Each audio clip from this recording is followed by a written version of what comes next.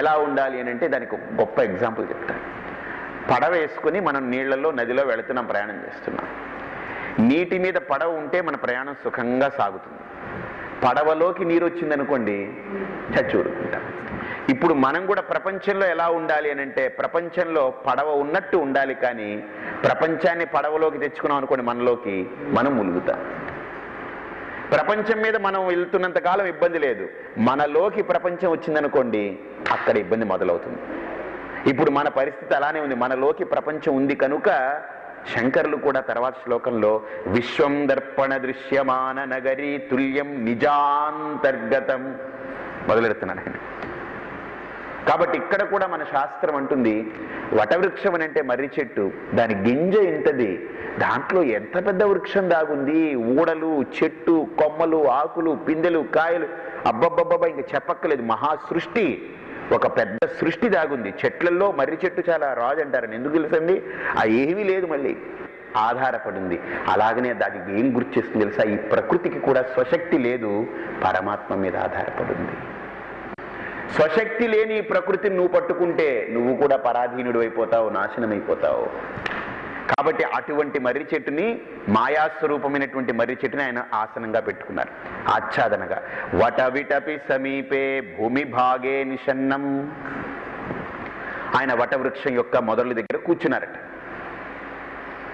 అయితే ఆయన చుట్టూతా ఏముంది? సకల మునిజనానాం జ్ఞానదాతారమారాత్. సకల మునులు కూడా ఆయన దగ్గర ఉన్నటువంటి జ్ఞానాన్ని పొందడం కోసం అక్కడ కూర్చున్నారు. త్రిభువన గురుమీశం. త్రిభువనాలకి కూడా ఆయన గురు. త్రిభువనము అని అంటే భూహు భువహ సువహ అని చెప్పుకోవచ్చు. బ్రహ్మలోకము, వైకుంఠము, కైలాసము మూడింటికి కూడా ఆయన గురువు అని చెప్పుకోవచ్చు. ఎందుకని? ఈ ఋషులు మూడింటిని చూసి వదిలేశారు, వీళ్ళెవరూ చెప్పరని. అప్పుడు దక్షిణామూర్తి కలిగాడు కనుక దక్షిణామూర్తి సమర్థుడు, దక్షుడు. ఏమిటి దక్షుడినా? త్రిభువనాలకి గురువిన. కానీ ఎందుకు అంత జగద్గురు అయ్యాడు? ఎందుకు అంత దక్షతలో వచ్చిందనంటే జనన మరణ దుఃఖ ఛేద దక్షం నమామి. ఈయనలో దక్షత ఉంది, సామర్థ్యం ఉంది. ఈ ఋషులు ఏదైతే కోరుకున్నారో ఆ కోరికను తీర్చగలిగిన సామర్థ్యం ఇతనిలోనే ఉంది. ఏమిటి కోరుకున్నారు? మాకు ఇంకా జన్మ మరణాలు ఉండకూడదు, ఈ సంసార బంధం ఉండకూడదు. ఆ జనన మరణ దుఃఖ ఛేదం, జనన మరణ దుఃఖాలు అనేటువంటి వాటిని ఛేదించడానికి దక్షత కలిగిన వాడు. అందుకని ఆ దక్షత కలిగిన ఆ దక్షిణామూర్తిని నమామి, ఐ ఆఫర్ మై సెల్యుటేషన్స్, నా నమస్కారాన్ని సమర్పిస్తున్నాను, నమస్కరిస్తున్నాను. చెప్పండి. చిత్రం వటతరోర్మూలే వృద్ధా శిష్యా గురుర్యువా గురోస్తు మౌనం వ్యాఖ్యానం శిష్యాస్తు ఛిన్న సంశయా. ఇక్కడ ఎంత గొప్ప వర్డ్ పన్నింగ్ అంటే సురేశ్వరులది. చూడండి, చిత్రం అని ముందు వాడారు కదా. చిత్రం అంటే ఏంటి అర్థం? ఆశ్చర్యకరం అని అర్థం. ఎంత విచిత్రం రా, ఎంత ఆశ్చర్యకరం అని అంటే ఒక రకమైన ఎక్స్ప్రెషన్ అనమాట. చిత్రం, ఆశ్చర్యకరం.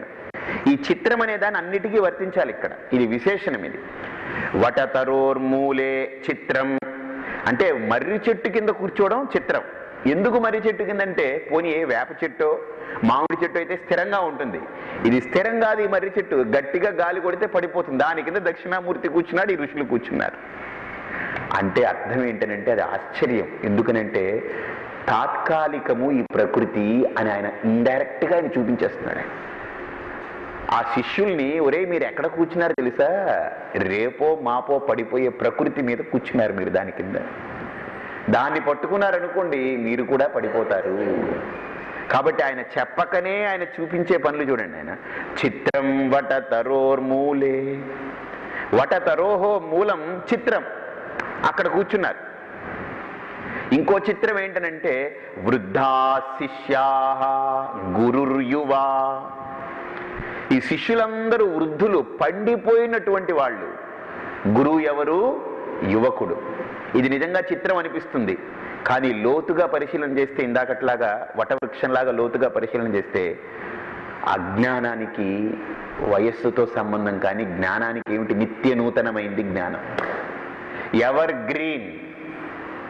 అజ్ఞానం అనేది ఎప్పుడూ మార్పు చెందుతూ ఉంటుంది. ఇప్పుడు సపోజ్ ఎగ్జాంపుల్ చెప్తాను మీకు. అజ్ఞానానికే మార్పు చెందేటువంటి గుణం ఉంది, జ్ఞానానికి మార్పు చెందే గుణం లేదు. ఇప్పుడు సపోజ్ 2 రెళ్ళు ఎంత? 4. అది జ్ఞానం. మీరు ఎప్పుడు అడిగినా సరే 4 అనే చెప్తారు, టపీమని చెప్తారు. రాత్రి పగలు మధ్యాహ్నం ఏం చేస్తున్నారు? మీకు 2 రెళ్ళు ఎక్కని తెలియదు అనుకోండి, 4 అనేటువంటి లెక్కలు తెలియదు అనుకోండి, మీకు దాంట్లో పూర్ అనుకోండి. 2 రెళ్ళు ఎంత? 2 రెళ్ళు 3, 5, 6 ఎన్నైనా చెప్పుకోవచ్చు. సత్యం తెలియనప్పుడు, జ్ఞానం కలగనప్పుడు ఎన్ని చెప్పుకున్నా అవన్నీ ఏంటి? అజ్ఞానాలు. అజ్ఞానం నిరంతరం మారిపోతుంది. రైట్, 2 రెళ్ళు ఏంటో తెలీదా నీకు? 3 అంటా వెధవా. అయితే గురువు గారండి 5 ఏమోనండి, ఇడియట్, బుద్ధి లేదు. ఇప్పుడు తెలుస్తుందండి, 2 రెళ్ళు 6 అండి. అంటే వీడు ఎన్ని చెబుతూ ఉన్నా అవన్నీ ఏంటి? అజ్ఞానమే. జ్ఞానానికి ఇన్ని చెప్పక్కర్లేదు, ఒకటే జ్ఞానానికి, ఒక్క విషయమే జ్ఞానం. కాబట్టి ఇక్కడ దక్షిణ అంటే నిరంతరం మార్పు చెందేది అజ్ఞానం.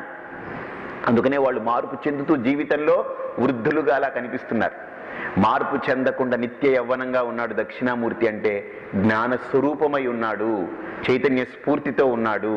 కాబట్టి యువకుడు అని అంటే అర్థం ఏంటంటే అక్కడ నూనూగు మీసాలతో 16, 17 అని టీనేజర్ అనుకోకండి. నిత్య నూతనుడై ఉన్నటువంటి స్వరూపం, సత్యస్వరూపం, జ్ఞానస్వరూపం దక్షిణామూర్తి. వృద్ధులు అంటే అజ్ఞానులు అని అర్థం అక్కడ. కాబట్టి అది చిత్రమే. వృద్ధా శిష్య. ఈ లోకంలో ఎవరైనా వృద్ధుడు గురువు అవుతాడు, యువకులు శిష్యులు అవుతారు, అంతే కదండి, అంతేనా మామూలుగా. కానీ ఇక్కడ ఆధ్యాత్మ విద్యలో పూర్తిగా రివర్స్ అయిపోయింది. ఏమైపోయింది? ఏమైంది? రివర్స్ అయిందా లేదా? ఇక్కడ అయిందా లేదా? ఇక్కడ రివర్స్ అయిందా లేదా? వృద్ధా శిష్య గురుర్యువ. సరే, ఇంకో చిత్రం ఏమిటనంటే ఇక్కడ గురోస్తు మౌనం వ్యాఖ్యానం. గొప్ప ఆశ్చర్యం. మామూలుగా ఎవరికైనా దేనైనా చెప్పాలి అని అంటే నోరు విప్పి చెప్పాలి. ఇక్కడ గురువు గారు ఏమీ మాట్లాడలేదు. మౌనమేవ వ్యాఖ్యానం, మౌన వ్యాఖ్యానం. చిత్రం అది. సరే, ఈయన మౌన వ్యాఖ్య చేస్తుంటే వాడికి ఏమన్నా కలుగుతుందా? కలిగిందట. ఏంటి? చిత్రం శిష్యాస్తు చిన్న సంశయం. ఈయన మౌన వ్యాఖ్యతోటి వాళ్ళలో ఉండే సంశయాలన్నీ తొలగిపోయాయి. అంత గొప్పవాడండి దక్షిణామూర్తి. ఎంత గొప్పవాడు! నిధయే సర్వ విద్యానాం భిషజే భవరోగిణాం గురవే సర్వలోకానాం దక్షిణామూర్తయే నమః. ఎంత గొప్పవాడైనా!